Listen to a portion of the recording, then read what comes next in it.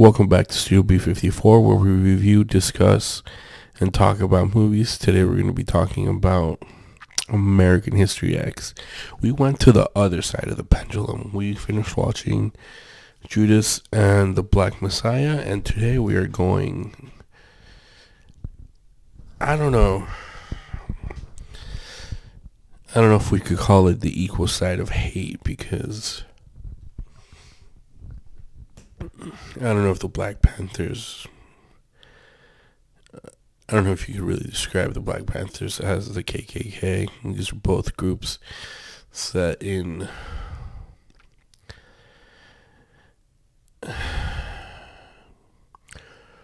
racial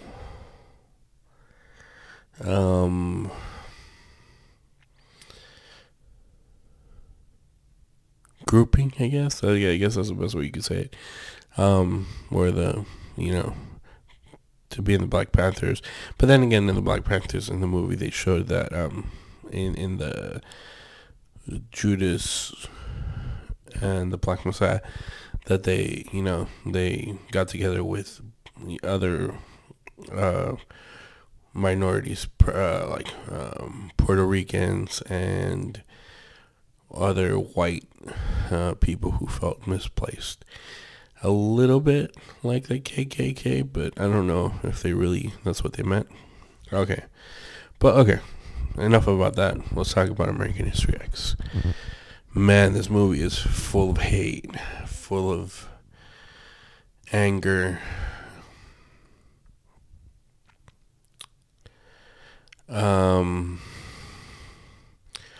What can I say? What did I take away from this? What I took away from this was that I feel that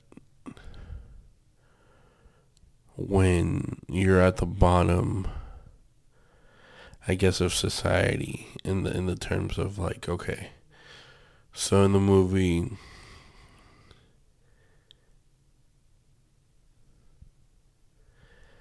Derek and his family lose their dad. And you don't learn about the dad till literally the end. You don't hear about him. You just know that he's a fireman and that he got killed because some fire that he went to was involved, and I think it was a drug den, and one of the gang members there, who happened to be black, shot him and killed him. And he blames black people for this reason.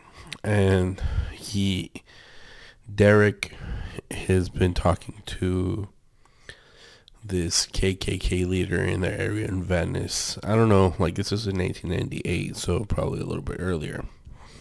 Right now, to me, Venice is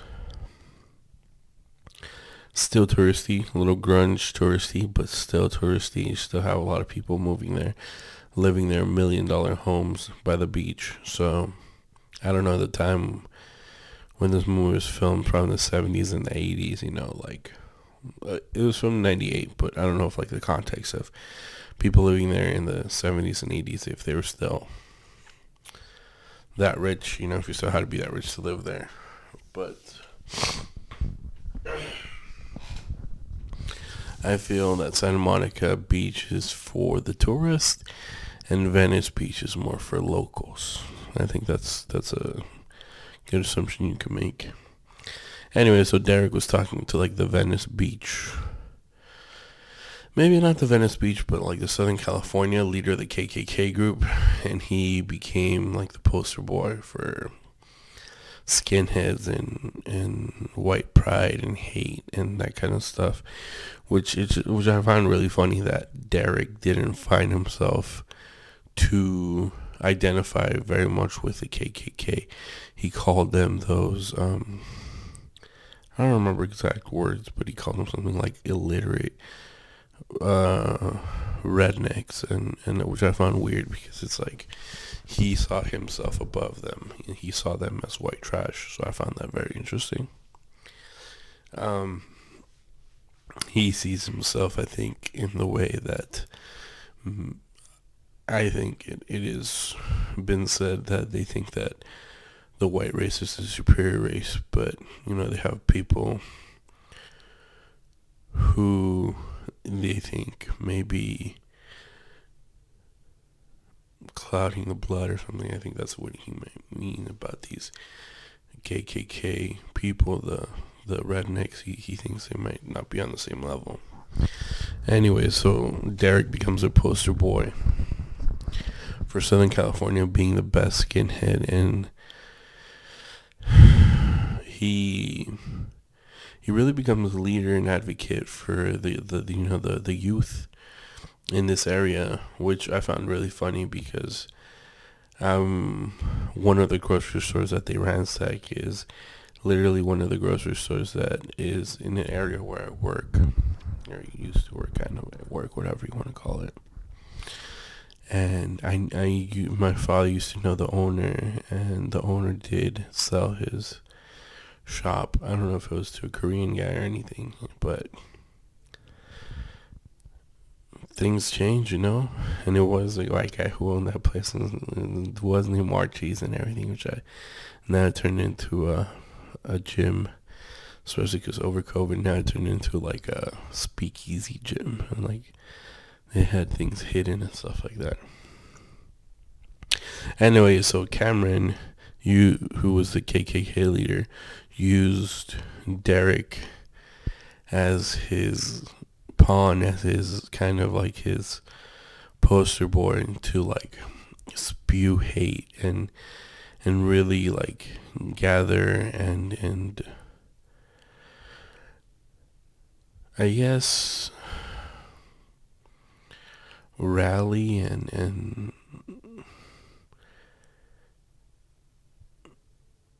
not rustle the fact, like I guess like what would you say, he would antagonize these people and make them want to join the gang, this racist gang of white people. And Derek ends up going to jail because he kills 2 black teens, I guess you would say.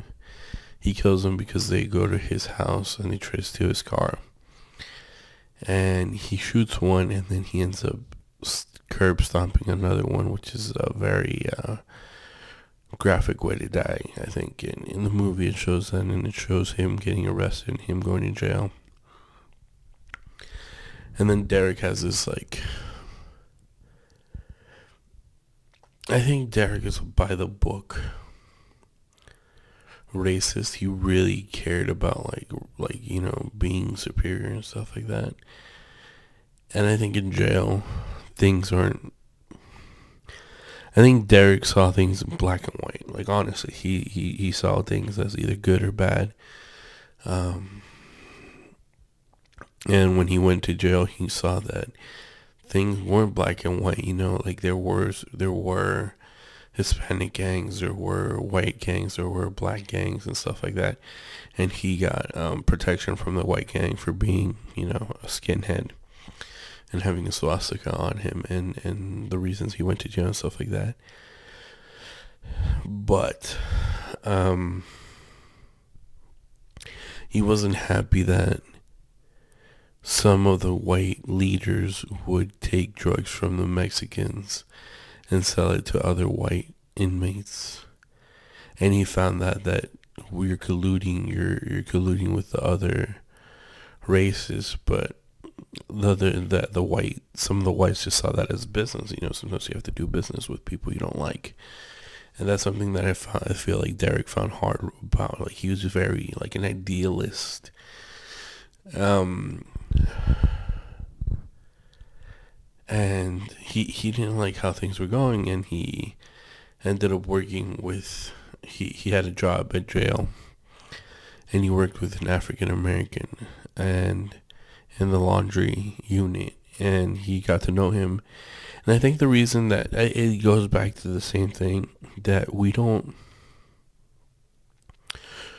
like people, we're scared of people and stuff like that because we don't know them. We don't talk to people outside of a race. I feel like I'm not one of those. I'm not going to say I'm a skinhead or anything like that, but I know I don't really converse with people outside of my race for that long. You know, like I talked to a couple,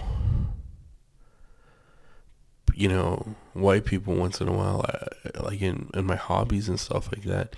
But do I have a close friendship with someone outside of my race? I don't, and I find that the older we get, the more, one, into our own echo chambers we get into, but two, like we lose the opportunity to meet people outside of our race, and that broadens who we are and broadens our horizons, and allows us to meet these people and understand their culture and understand where they're coming from. And that's what Derek learned. He was talking with his friend, someone who helped him in jail because the whites turned against him, because he was starting to sound too preachy. You know, they're like, you know what, like, tone down your like almightier than thou stuff, because yeah, we're skinheads, but you know, we also have to make money here in jail. And the rest of the gang didn't like what Derek, you know, Derek's attitude that he might have been better than them because he's an all white, he doesn't mix with these races, and he gets in a fight with his own race. He shows disrespect to them, and then they retaliate by, you know, sodomizing him in the bathroom, and that scene is so hard. I think every man, I mean women too, but it's something that I think you never want to go to jail. You really don't, because that scene scares you. But it's also how weak you are sometimes. 5 men came in and they did whatever they wanted to do with him, and I feel that is some very hard stuff to go through. And the thing is that there are real people who've gone through things like that. And I remember when I was younger, like, I used to make fun of things like that, but that you know, it's a little harsh, you know, like saying drop the soap and stuff. There's people who've actually been hurt through those actions, and I think that's something that, unless you've been in prison and you've talked the talk and walked the walk, you really should have nothing to say against it. And I feel that's something that one of Cameron's flaws, that he was the KKK leader, and he was like, I've been to jail. It turns out he didn't. He went to jail for like 2 months, and he didn't make it. He ended up snitching. That's a whole nother talk about it. It's not snitching. I don't know. That's a whole nother thing. Anyways, we're going back to Derek. When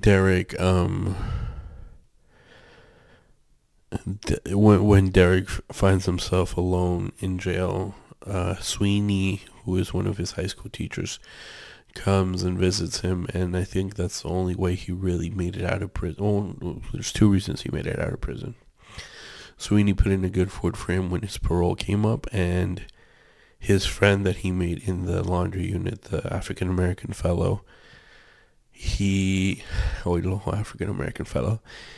really, he stuck his neck out for him, and I guess he talked to it's understood that he talked to his crew and to the black community inside of jail that they should really, you know, not kill him, even though he killed 2 blacks outside of in the free world.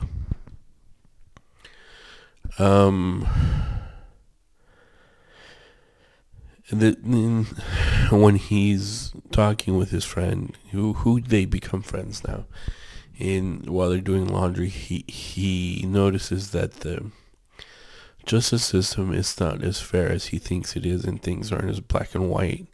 And I think that's maybe why the movie is in black and white in some parts, but there's gray area. He asked his friend why he went to jail, because there's no way that he's a gangbanger, this and that, and he explains to him what happened. That he robbed a television, you know, those big old televisions from back in the days, and where he happened to rob it was next to a donut shop. And when he ran outside, there happened to be 3 officers in the donut shop. When they caught him, when they pulled his arm, the TV fell, and it fell on one of the officer's legs, and it broke his foot. And the officers reported that he chucked the TV at him and used it as a weapon against him. But it is implied that it's not true and it was all fabricated and it really was just an accident. But because it sounded he used deadly force against an officer, he had to go to jail for more time than what was really, necessary. Something that probably would have been just a misdemeanor. He ended up going to 6 years for prison. And that's when he starts becoming, I think, aware that things aren't black and white. There's gray areas. There's things that either put us in situations or take us out of situations outside of our control. And I think that's how Derek grows, because out of this whole movie, the person who grows the most is Derek. And he really levels out. He's not as angry anymore, So Derek gets out of jail, and he goes, and he's saddened because he sees that his brother is following in his footsteps. Because once Derek comes out of jail, everyone thinks he's a god for killing those 2 African American teens, and Derek wants nothing to do with it. He found out that the brotherhood in jail was all lies, like they didn't care. All they cared about was making money. And then when he came out, he saw that his friends weren't his friends. They weren't the same people he thought that he could get used to. And that's sad for him, that he outgrew these people. And he outgrew his girlfriend. That's a very hard thing to do. I don't know. It's said that they didn't go visit him because he didn't want to get visited, because he didn't want them to see him in jail. But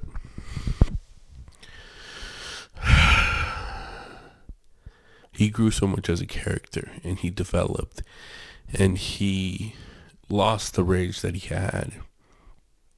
And all he wanted to do was live a better life and leave this area, which was toxic for him. And toxic for everybody, because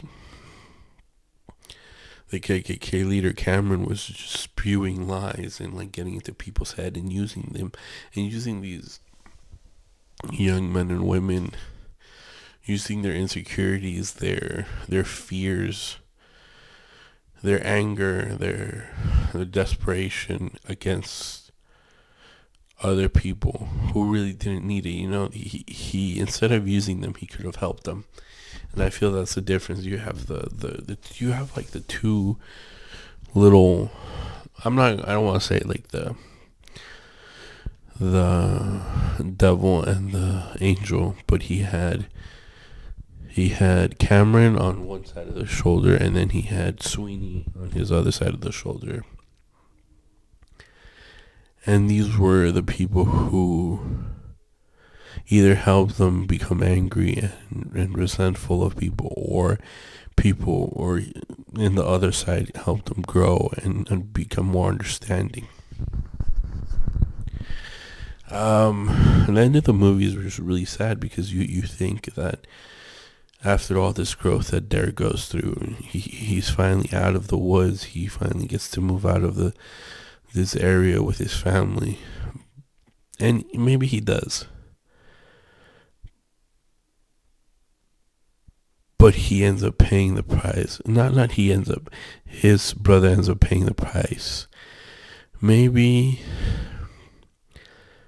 not directly for him killing those two teens, but maybe he pays the price for going down this dark path, and he gets murdered by that other, the black teenager in the bathroom who he had previous altercations with, because we don't know, is this really the earth balancing out? Is this I don't know. That made me sad, that Danny didn't have to die. He learned from his brother, and he could have become his own person. But it was a good movie overall. What do I give this? I give this a 7.8 out of 10. It's a good movie. It's really full of hate. There's some harsh words said. There's really intense scenes, but overall, I think you guys should watch it. It's interesting. It helps you see things, and it talks about a lot of stuff, like